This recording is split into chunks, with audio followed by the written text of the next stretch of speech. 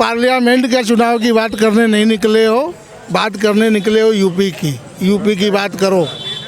एक लाइन की बात है मेरी, जनता त्रस्त है, प्रशासन के पास किसी चीज़ के आंकड़े नहीं हैं, ऐसे प्रशासन की हमको आवश्यकता नहीं है। धन्यवाद। ये तो कह रहे हैं आंकड़े नहीं है किसी चीज़ के, और आज भी पार्लियामेंट में जवाब दिया गया कि उनको नहीं मालूम कि आंदोलन में कितने किसान मरे। अब बताइए, किसान जो मरे हैं उनको ये नहीं मालूम। माइक मत पकड़िए, मैं आपकी बात सुन रहा हूँ। उनका विष्णु अग्रवाल, एक मिनट, विष्णु अग्रवाल, इनका आरोप है कितने किसान जो मरे हैं ये भारतीय जनता पार्टी की वजह से मरे हैं। तो आपको क्या लगता है कि बीजेपी का हाथ है इसमें? ऐसा है, आंदोलन के अंदर कितने लोग मरे हैं, मुझे 50 आदमी की लिस्ट दे दें। मेरी चुनौती है, आंदोलन करते हुए, बैठे हुए सड़क पे, हाँ, या यात्रा करते हुए कितने लोग मरे हैं, 50 आदमी की लिस्ट दे दें। कभी कहते हैं 250 मर गए, 750 मर गए, 800 मर गए, शाहीन बाग हुआ तो 150 मर गए। हाँ, उस वक्त भी मैंने जो है चुनौती दी थी कि 150 आदमी का लिस्ट आप दें और सरकार से हरजाना जो नहीं, तो जो लोग मरे उसमें बीजेपी का हाथ लग रहा है आपको भी? नहीं, कहाँ मरे हमको पहले बता दीजिए आप, कहाँ मरे? आंदोलन नहीं भाई, आंदोलन में वो जो ट्रैक्टर लेके आए थे 120 के ऊपर की स्पीड थी, फिर उनका ट्रैक्टर खुद ही पलट गया, वो खुद ही अपने एक्सीडेंट में, पुलिस ने उनको बहुत रोका, लेकिन पुलिस के रोकने के बाद भी जब वो नहीं रुके तब उनका एक्सीडेंट हुआ था। उसी पे आ रहा हूँ मैं। ऐसा है कि जब ट्रैक्टर पलटा था तो राजदीप सरदेसाई जैसे पत्रकार जिन्होंने कि ट्वीट कर दिया कि पुलिस की गोली से मारा गया, मेरी राजदीप सरदेसाई से भी बात हुई और मैंने उनसे पूछा कि आप पत्रकार हो, आप पत्रकार हो, आपने फर्जी रिपोर्ट करके दंगा करवाने का प्रयास क्यों किया? तो उन्होंने कहा आप ऐसे कैसे पूछ रहे हैं? मैं कहा बिल्कुल पूछूंगा। विष्णु अग्रवाल जी बहुत बड़े आदमी भाई, ये तो राजदीप सरदेसाई जी से भी बात कर लेते हैं, टिकैत जी से भी बात कर लेते हैं, शाहीन बाग में भी बात कर लेते हैं। हम निरी मैं निरी जनता हूँ, मेरी पूरी बात होने दीजिए। माइक तब हटाइएगा जो मेरी पूरी बात होने दीजिए। जनता नहीं है, मैं निरी जनता हूँ। मैं तो इतना जानता हूँ कि सरकार को हर बात के लिए जवाबदेह होना चाहिए। ये सरकार किसी भी बात के लिए जवाबदेह नहीं है। कोरोना काल में ऑक्सीजन की कमी हुई, सदन में ये कहते हैं ऑक्सीजन की कहीं कमी नहीं हुई। जब ये सदन को झूठ बोल सकते हैं, ऐसी सरकार की आवश्यकता इस देश को नहीं। कोरोना काल में क्या ऑक्सीजन की कमी हुई थी क्या? नहीं, अब वो चलेगा भाई साहब। अब आपको मैं बताता हूँ कि इन लोगों के लिए लोकतंत्र क्या है। जहाँ पे विपक्ष पे पत्थर चले, बम चले, वहाँ तो लोकतंत्र है। जहाँ पत्थर चले, विपक्ष चले, वहाँ वो तो कह रहे हैं सदन में वो बात अपनी सच ही नहीं साबित कर पाए। मतलब सीधे सीधे आरोप लगाया जा रहा है कि ऑक्सीजन की कमी हो गई, ये हो गया, वो हो गया। बल्कि जब कोरोना काल था तो मैं अपने व्यूअर्स को बताना चाहूँगा कि जितना विदेश से, बड़े बड़े देशों से, इंग्लैंड से, सऊदी अरेबिया से, यूरोपियन कंट्री, नॉर्वे हो गया, ऑस्ट्रेलिया हो गया या फिर ब्राज़ील हो गया, जितना ऑक्सीजन वहाँ से आया है, सिर्फ और सिर्फ यही कहा जा रहा है कि मोदी जी की विदेश नीति की वजह से आया है। अब यहाँ पे सीधे सीधे जो मुखिया हैं देश के, उन पे आरोप लगा दिया गया। सदन में कब कहा कि ऑक्सीजन की कमी नहीं? ऑक्सीजन तो फ्री में मिल गया। नहीं, उसके बाद एक चीज़ और है। चलिए आज का उदाहरण ले लेता हूँ। कल 8,500 केस इंडिया में आए। सबसे ज़्यादा केस कहाँ है? केरला में 5,000 केस। 8,500 में 5,000 केस केरल। शासन किसका है? वामपंथियों का। आज यूपी में अगर आधे केस होते तो वामपंथी, कांग्रेसी, सारे विपक्ष नग्न डांस कर रहे होते। ठीक उस तरीके से कि भेजी गई बसें और नंबर थे स्कूटर के, ठीक उसी तरह। हाँ, आज क्यों हुट सिला हुआ है भाई? टिकैत साहब से मेरी बात हुई थी जब वो आए थे लखनऊ, और उन्होंने कहा कि हम लखनऊ को भी सील कर देंगे। तो मैंने उनको फ़ोन किया था कि मर्द हो तो लखनऊ घेरना ज़रूर, योगी जी न पोस्टर छपवा दे तो बोलना। और ये लगभग मेरी 4.5 मिनट की बातचीत हुई थी और फिर वो जवाब भी नहीं दे पाते। और टिकैत से इसके पहले भी मेरी 4 बार बात हो चुकी है। जब वहाँ हिंसा हुई थी तब भी बात हुई थी, 26 जनवरी के बाद भी बात हुई थी, यहाँ तक कि मेरी दर्शन पाल जी। नहीं, आपने ऐसा क्या बोल दिया था उस दिन जो वो आपकी बात, सवाल का जवाब ही नहीं दे पाए? मैंने उनसे पूछा कि भाई ये 3 कानून में गलत क्या है ये बताओ, नंबर 1। नंबर 2, जो तुम दिल्ली घेर के बैठे हो और लखनऊ आके योगी जी को चुनौती दे रहे हो कि लखनऊ को भी सील कर देंगे, तो ठीक है, मर्द है तो लखनऊ आके घेरो जरूर। फिर वो लखनऊ आए क्यों नहीं? नहीं, वो तो कह के नहीं, मैंने तो कहा ही नहीं कि लखनऊ घेरूंगा। वो ऑडियो है, उसमें कहा ही नहीं, मैंने कहा आपका चल रहा है और NDTV पे भी चल रहा है।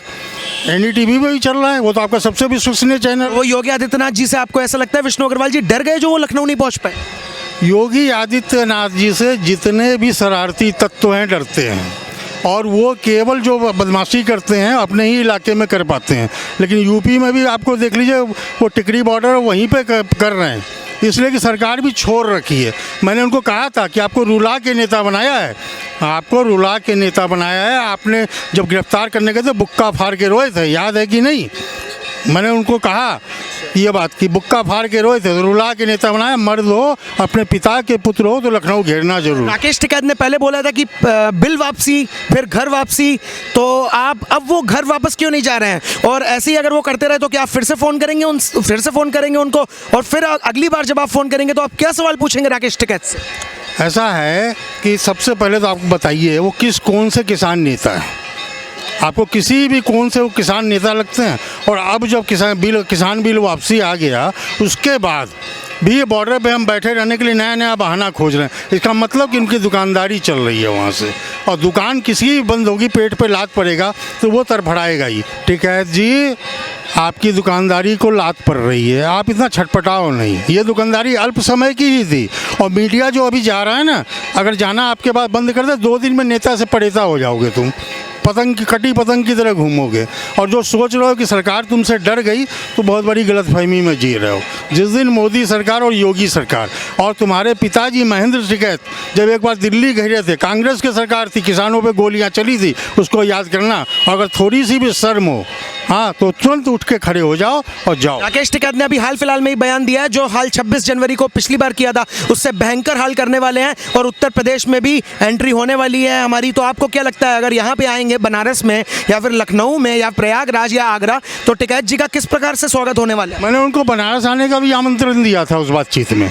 मैंने कहा बनारस आओ, घेरो बनारस को भी, मोदी जी का संसदीय क्षेत्र है, ज़्यादा कवरेज मिलेगा तुमको। तो मैं आपसे पूछ रहा हूँ किस प्रकार से उनका स्वागत होगा, अगर वो अपनी वही मतलब आक्रमण करने की नीति के साथ आएंगे, तो उत्तर प्रदेश में कैसा स्वागत होना चाहिए उनका? उनका स्वागत, अब आप ये जान लीजिए कि उन्होंने कहा कि 26 जनवरी से हाल कर देंगे, जो धमकी दिया, तो उनका चेहरा तो खुद ही बेनकाब हो गया। इसका मतलब पिछली 26 जनवरी को जो दंगे हुए थे उनके आदमी थे। लेकिन जनता तो अभी भी भरोसा कर रही है राकेश टिकैत पे ना। कौन सी जनता? आप एक काम कीजिए, यहाँ सर्वे करवा लीजिए, यहाँ 25 आदमी खड़े हैं, अगर कोई भी कह दे राकेश टिकैत को समर्थन कर रहे हो, कोई भी कह। मैं यहाँ की बात नहीं कर रहा हूँ, मैं हरियाणा भी गया हूँ, मैंने टिकरी बॉर्डर भी देखा है, सिंगू बॉर्डर, गाजीपुर बॉर्डर, उधर की जो पब्लिक है वहाँ पे राकेश टिकैत मैं देख रहा हूँ काफ़ी लोगों को बुला रखा है, काफ़ी पंडाल लगे हुए हैं, किलोमीटरों में फैले हुए हैं। तो मैं उस पब्लिक की बात कर रहा हूँ। तो आपको नहीं लगता है कि वो जो नादान भोली जनता है वो विश्वास कर रही है, राकेश टिकैत की बातों को सही मान रही है? मुझे एक बार कुंडली बॉर्डर से गुजरने का मौका मिला था, सिंधुवाड़ा कुंडली होते हुए। आपको बताऊं, ट्रैक्टर पे एसी लगा हुआ है साहब। कौन से किसान जो है एसी में रहता है? नहीं, एसी बिना नहीं रह सकता है। ये चीज़ तो मैंने भी देखी, पंडालों में एसी लगे हुए हैं। हाँ, तो वो तो किराए के बुलाए गए थे। आपको याद है, पिज्ज़ा है, फूड मसाज है, फ्री का सामान है, वो सब बट रहा है।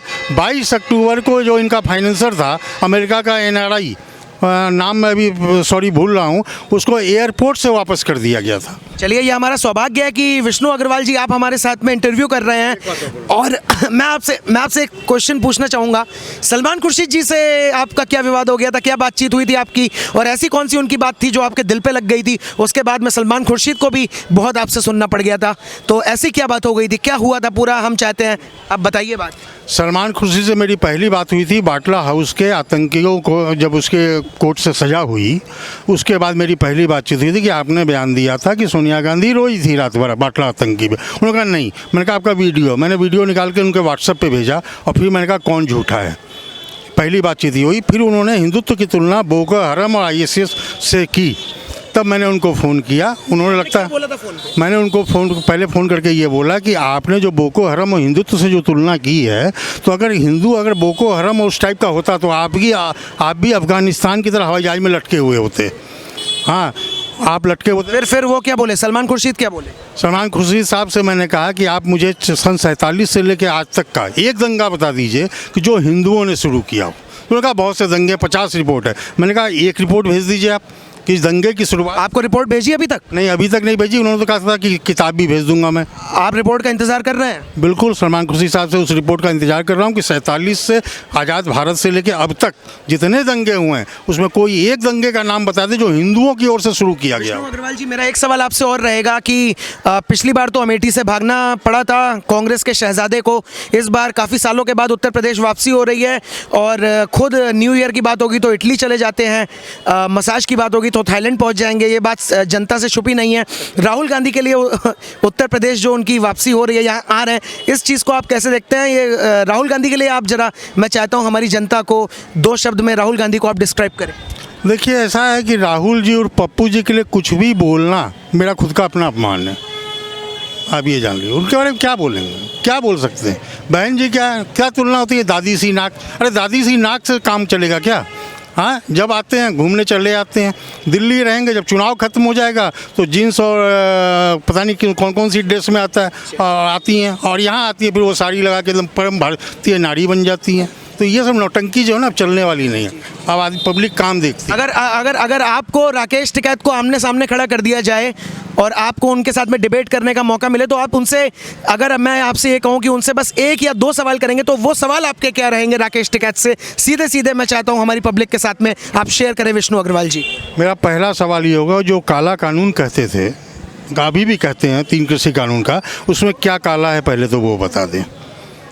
पहले वो बता दें सरकार ने वापसी लिया, क्यों लिया, इसके पीछे जो भी रिपोर्ट है, आईबी की रिपोर्ट या जिसकी भी रिपोर्ट है, इसमें खालिस्तानी तत्वों को सिख बनाम हिंदुस्तान का ये करवाने का कुचक्र चल रहा था, एजेंडा चल रहा था।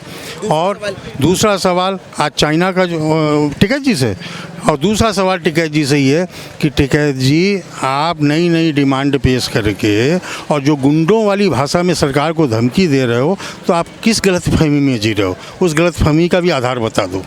जिस दिन अगर मोदी सरकार, ये तो चाहते हैं कि सरकार गोली चलवा दे, डंडा चलवा दे, हाँ, लेकिन क्या लगता है सरकार ऐसा करेगी?